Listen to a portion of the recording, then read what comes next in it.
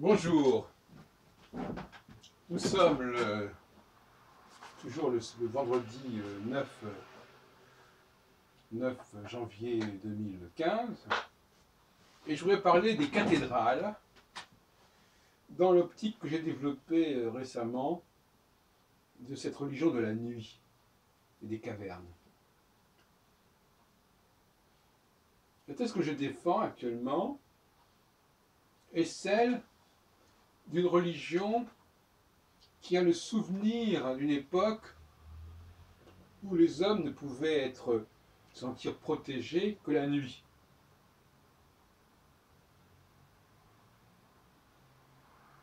Et c'est pour cela que dans les prières juives, comme je l'ai déjà remarqué, on loue ce Dieu qui fait tomber la nuit. Parce qu'avec la nuit,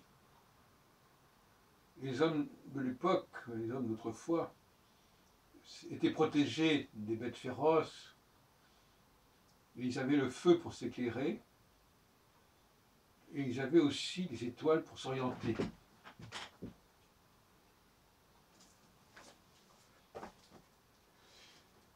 Et les cathédrales m'apparaissent comme la réminiscence de cette problématique de la caverne, de cette problématique de ce lieu qui échappe au jour, quelque part. Et de fait, les cathédrales, les églises, de manière plus générale, les cathédrales en particulier, sont des lieux qui sont par définition nocturnes, où on allume des bougies, on allume des cierges notamment, c'est l'expression classique, n'est-ce pas? Les cathédrales, il y avait énormément de bougies qui éclairaient, c'est une énorme consommation de bougies dans les cathédrales autrefois, avant qu'on ne mette en place l'électricité. Et donc la cathédrale comme lieu de protection, comme lieu de refuge, c'est une notion très intéressante, qui est fondamentalement juive, mais le judaïsme lui-même exprime quelque chose de beaucoup plus ancien, d'adamique, c'est-à-dire qui est lié à l'émergence même de l'homme dans le monde, avant qu'il ne parvienne à affirmer sa puissance dans le jour. Ça, c'est beaucoup plus tard. Le judaïsme est resté sur cette idée que la nuit était beaucoup plus souhaitable, il fallait attendre la nuit, et il fallait prier Dieu de nous apporter la nuit. Et ça, ce sont simplement des prières extrêmement anciennes, qui se sont pérennisées, qui se sont perpétuées, et dont on peut même dire quelque part, curieusement, que les Juifs eux-mêmes n'en ont pas vraiment conscience. Ils ont conscience de certaines choses, ils ont conscience que, bien sûr, le Shabbat, ça commence la nuit, on attend la nuit pour le faire, mais malgré tout, si on leur dit que le judaïsme est une religion nocturne, ils ne voient pas très bien de quoi on parle. Et donc, c'est quelque chose, c'est donc d'un point de vue ethnologique ou ethnométhodologique, c'est extrêmement intéressant de noter que ce culte de la nuit, ce culte d'un Dieu qui ramène la nuit, est une notion qui est, à mon avis, fondamentale et extrêmement archaïque, en quelque sorte, si on veut. Mais ça, c'est un autre problème.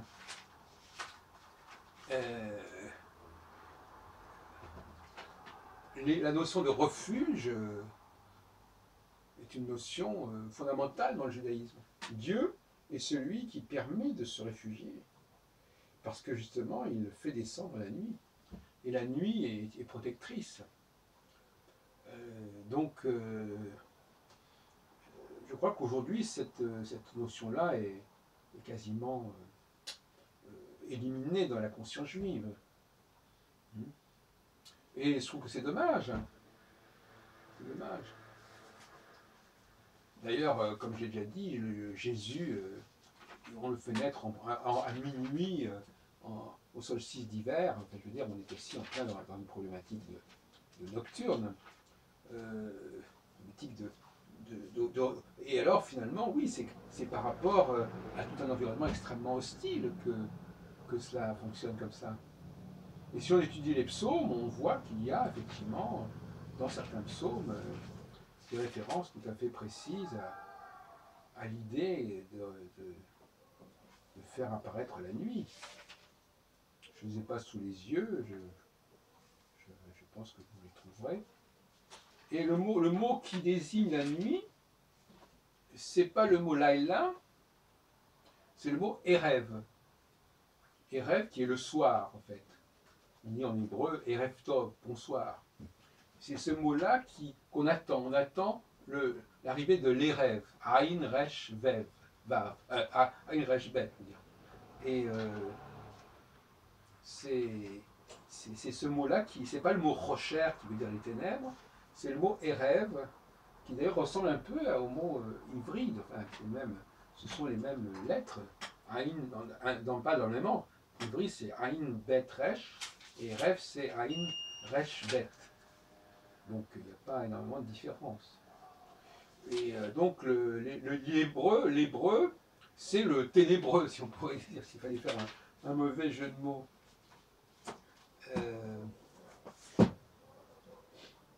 La maison est par elle-même effectivement un lieu de la bougie, un lieu de la nuit,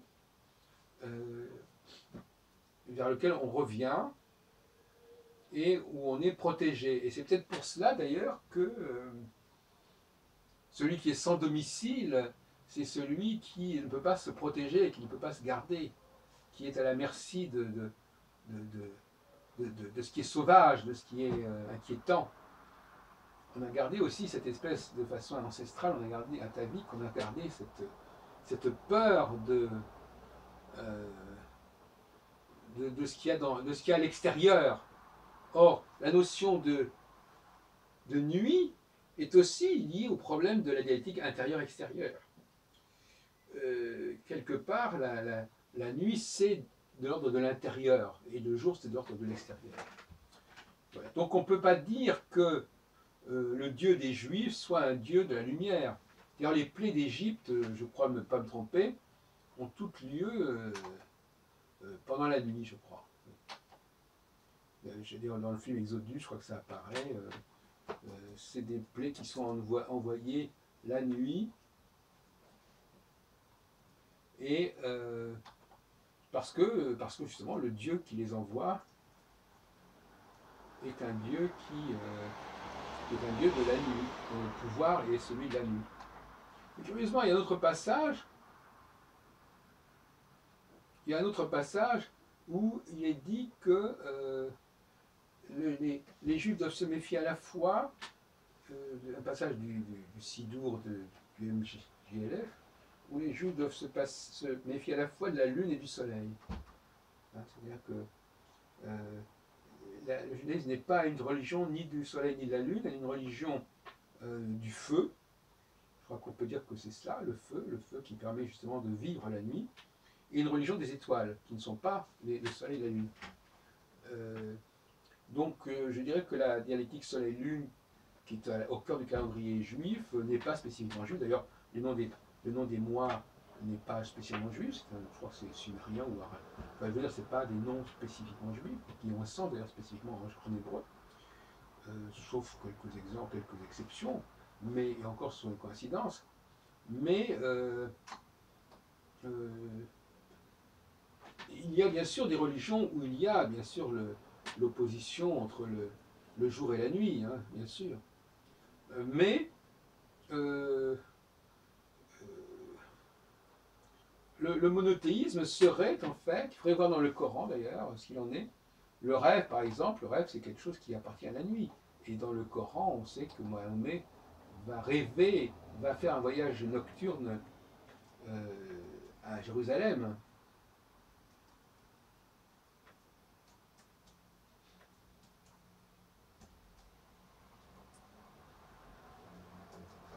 Il fait des voyages nocturnes d'ailleurs, Mahomet. Aussi bien que oui, c'est tout à fait ça. Donc il y a bien cette notion du voyage nocturne dans l'islam qui le relie à nouveau à la religion juive, puisque la religion juive c'est la religion mère en quelque sorte, et elle transmet cette notion-là. Et je crois qu'on n'avait pas suffisamment souligné jusqu'à présent que ce qui forme le judaïsme, c'est la nocturnité. Et que les religions qui dérivent du judaïsme sont également marquées par le nocturne. Je crois qu'on n'avait pas compris, si je me trompe, qu'on me corrige, mais il y a des religions qui opposent le jour et la nuit. Là, on pourrait dire qu'une certaine manière, oui, mais en même temps, les juifs sont du côté de la nuit. Et si on dit, alors d'ailleurs, il y a une expression qui est un petit peu sordide, c'est que nuit et brouillard pour désigner l'extermination des juifs, on retrouve encore cette notion de nocturne, mais là, en l'occurrence, dans un sens totalement différent.